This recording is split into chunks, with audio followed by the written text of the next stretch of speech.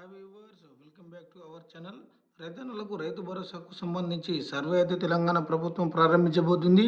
అయితే దీనికి సంబంధించినటువంటి కొన్ని మార్గదర్శకాలు అయితే విడుదలయ్యాయి. అదేంటో తెలుసుకునే ప్రయత్నం చేద్దాం. దానికంటే ముందు ఇలాంటి మరెన్నో వీడియోల కోసం మన ఛానల్ని సబ్స్క్రైబ్ చేసుకోండి, వీడియోని లైక్ చేయండి, వీడియో పైన మీ అభిప్రాయాలను అయితే కామెంట్ రూపంలో మాకు తెలియజేయండి. ఇక వీడియో విషయానికి వచ్చినట్లయితే రైతు భరోసా కింద రైతులకు పెట్టుబడి సాయాన్ని అందించేందుకు ప్రభుత్వం అయితే రంగాన్ని సిద్ధం చేస్తుంది. ఈ నెల 26వ తేదీ నుంచి రైతుల ఖాతాల్లో డబ్బులు జమ చేయాలని నిర్ణయించినటువంటి ప్రభుత్వం ఇప్పటికే మార్గదర్శకాలను అయితే విడుదల చేసింది.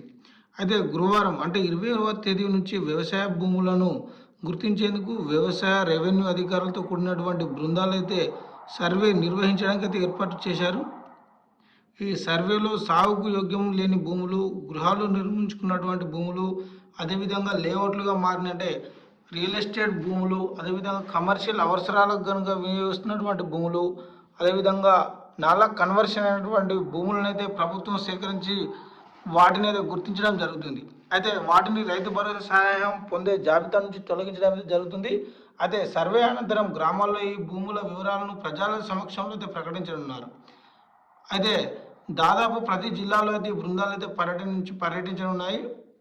అయితే ఈ బృందంలో ఒక టీంలో వ్యవసాయ విస్తరణకు సంబంధించిన అధికారితో పాటు రెవెన్యూ ఇన్స్పెక్టర్ లేదా రెవెన్యూ శాఖకు సంబంధించినటువంటి సీనియర్ అధికారి, అదేవిధంగా జూనియర్ అసిస్టెంట్ సభ్యులు అయితే ఉండనున్నారు. అదేవిధంగా రైతు కూలీలకు అంటే ఇలాంటి భూములు లేని రైతు కూలీలకు సంబంధించి ఇందిరమ్మ ఆత్మీయ భరోసాను అందించడానికి అయితే ప్రభుత్వం సిద్ధం అవుతుంది. అయితే భూమి లేని వ్యవసాయ కూలీల కుటుంబానికి ప్రతి సంవత్సరం 12,000 రూపాయల ఆర్థిక సహాయాన్ని అందించడానికి రాష్ట్ర ప్రభుత్వం అయితే నిర్ణయించింది. అయితే ఈ పథకం కూడా ఈ నెల 26వ తేదీ నుంచి అమలు కానుంది. అయితే దీనికి ప్రధానంగా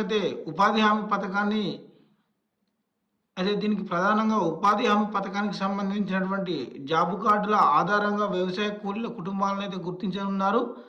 అయితే ప్రతి జిల్లాలో మహాత్మా గాంధీ జాతీయ ఉపాధి గ్రామీణ పథకం కింద జాబు కార్డు ఉండి 20 రోజుల పని దినాలు కనీసంగా చేసినటువంటి వారిని అయితే ఈ పథకంలో అర్హులుగా అయితే తీసుకున్నారు.